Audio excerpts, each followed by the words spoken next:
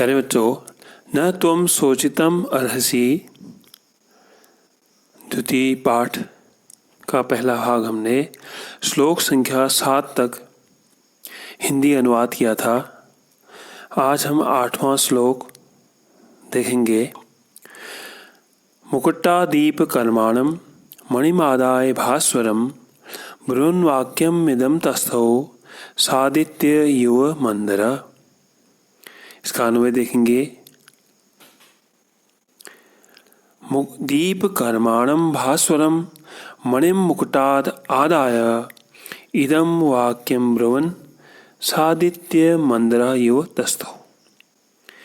दीप कर्माण, दीपक का कार्य करने वाले, मणि यानी कि तेजस्विनी जो मुकुट मणि है उसको लेकर के उन्होंने ऐसा कहते हुए वह ऐसे प्रतीत हो रहे थे जैसे सूर्य सहित मद्राचल पर्वत होता है, अर्थात सूर्य सहित मद्राचल की तरह तस्थौ माने स्थिर हुए, इस प्रकार प्रतीत हुए ऐसे दिखाई दिए। उनकी तुलना की गई है मद्राचल पर्वत के उस समय से जब सूर्य उदय होता है। अब हम इसके बाद अगला श्लोक देखेंगे, 9वां देखेंगे।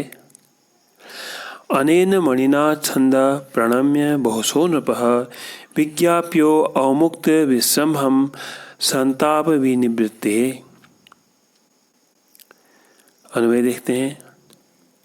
छंद, हे छंद, अनेन मणिना अवमुक्त विश्रम्भं नृपः बहुशः प्रणम्य संताप विनिवृत्ते विज्ञाप्य।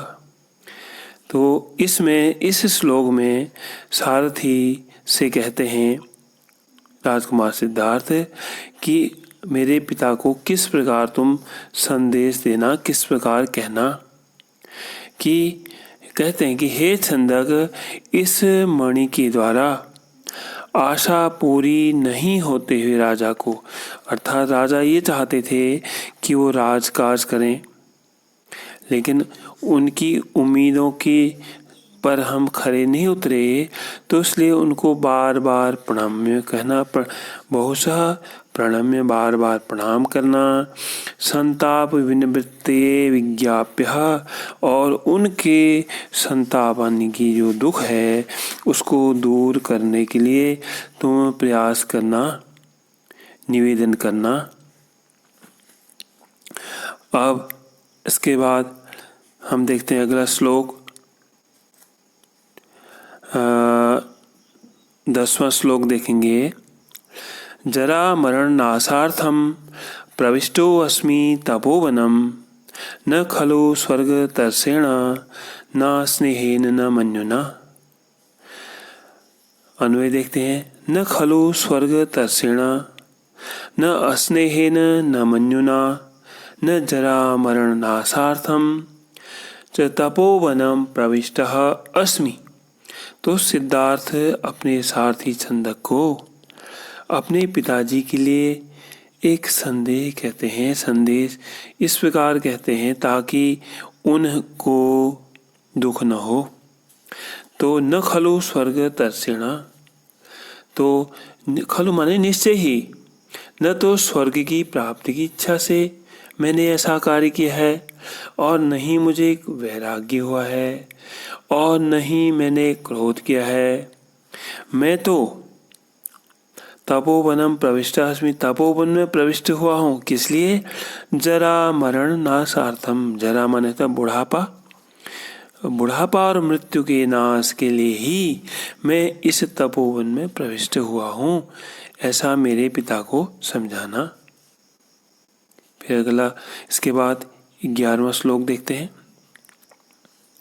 तदैवम् अभिनिष्क्रान्तं न मां शोचितुम् अर्हसि भूत्वापि हि चिरं श्लेषः कालेन न भविष्यति। इसका अनुवाद देखते हैं। तद एवं अभिनिष्क्रान्तं मां शोचितुं न अर्हसि हि कालेन चिरं श्लेषः भूत्वापि न भविष्यति। कहने का मतलब है कि इस प्रकार से घर से निकल जाने पर इस प्रकार के मेरे जैसे व्यक्ति के लिए उनको शोक नहीं करना चाहिए। तद एवं अभिनिष्क्रांतम माम शोचितम न अर्हसि। तो मुझ जैसे व्यक्ति के लिए उनको शोक नहीं करना चाहिए।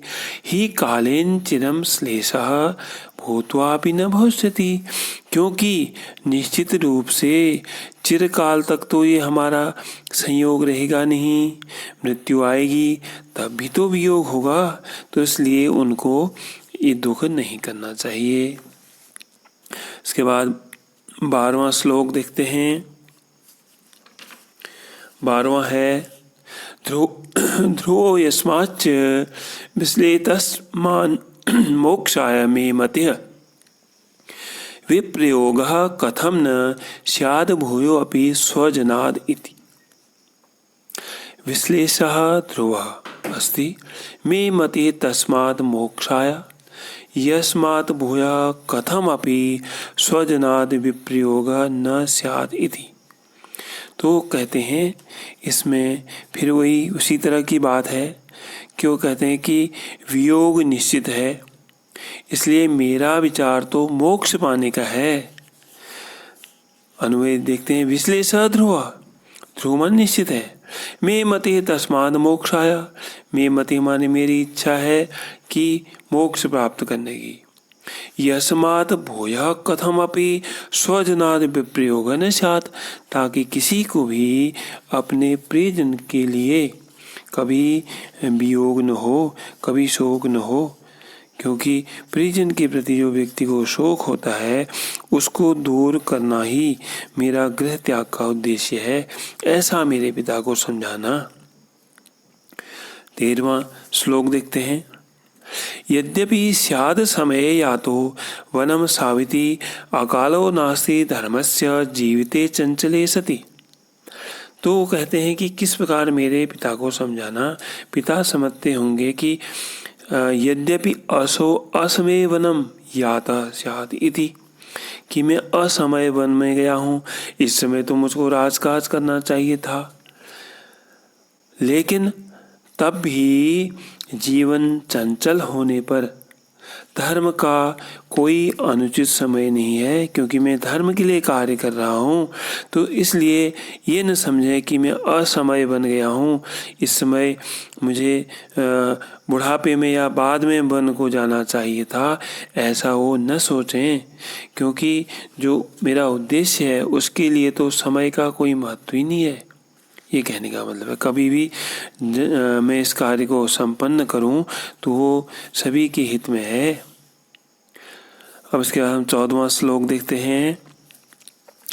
एवमादि त्वया सौम्य विज्ञाप्यो वसुधाधिपः प्रेते तास्तथा चैव यथा माम न स्मरेदपि। अन्वय देखते हैं। हे सौम्य, त्वया वसुधाधिपः तुम आदि विज्ञाप्यः तथा एव च प्रेतेथाः यथा माम न स्मरेद अपि। तो कहते हैं कि किस प्रकार मेरे पिता को समझाना कि वो मुझे ताकि याद ही न करें। अन्वय देखते हैं। हे सौम्य त्वया वसुधाधिप एव आदि विज्ञाप्य। हे सौम्य, उससे कहते हैं सारथी से कि वसुधाधिप राजा को तुमने इस प्रकार समझाना है। तथा एव च प्रयते था, ऐसा प्रयत्न करना। यथा माम न स्मरेदपि, ताकि उनको कभी मेरी याद न आए। अर्थात तुम्हें जो समझाने का तरीका हो ऐसा हो कि वो मेरे निर्णय को उचित समझें और मुझको याद भी न करें। इसके बाद अंतिम और 15वां श्लोक देखते हैं। अपि नैर्गुण्यम अस्माकं वाच्यम नरपतो त्वया नैर्गुण्या या त्यजते स्नेहा त्यागन सोच्यते। अन्वय देखते हैं। नैर्गुण्यात् स्नेहा त्यजते स्नेह त्यागात् न सोच्यते अतः त्वया नरपतो अस्माकं नैर्गुण्यम अभिवाच्यम। तो कहते हैं कि नैर्गुण्य, अगर किसी व्यक्ति के अवगुणों को अगर सामने लिया जाए तो उस व्यक्ति के प्रति स्नेह समाप्त हो जाता है। स्नेह व्यक्ति के अवगुणों को देखकर स्नेह की जो प्रेम की भावना है वो दूर हो जाती है। तो इसलिए तुम इसी प्रकार से समझाना कि ताकि वो अगर उनका मेरे प्रति स्नेह त्याग हो जाए तो फिर मेरे लिए वो शोक नहीं करेंगे। तो त्वया नरपतो अस्माकं नैर्गुण्यम अपिवाच्यम, तो इसलिए तुम राजा से हमारे दोषों को कहना, हमारी निर्गुणता को कहना, ताकि राजा को स्वतः ही ये हो जाए कि मेरे प्रति जो शोक है, जो भावना है वो स्वतः ही समाप्त हो जाए। प्यारे बच्चों, मेरे गुरुकुल YouTube चैनल में आपका स्वागत है। इसमें आपको संस्कृत के अतिरिक्त अर्थशास्त्र, इकोनॉमिक्स, पॉलिटिकल साइंस अर्थात राजनीति विज्ञान, प्रतियोगिता परीक्षोपयोगी सामग्री व अन्य विविध वीडियो समय समय पर मिलते रहेंगे। आप एक बार चैनल को सब्सक्राइब कर दीजिए। इसके बाद स्वतः ही वीडियो के नोटिफिकेशन आपके पास आएंगे। इसके अलावा वीडियो को शेयर भी कीजिएगा और अपनी क्वेरी जो भी कुछ आपको जानना है वो भी बताएंगे और जिसे कमेंट सेक्शन में आप लिखेंगे और उसका यथासंभव हल किया जाएगा। धन्यवाद।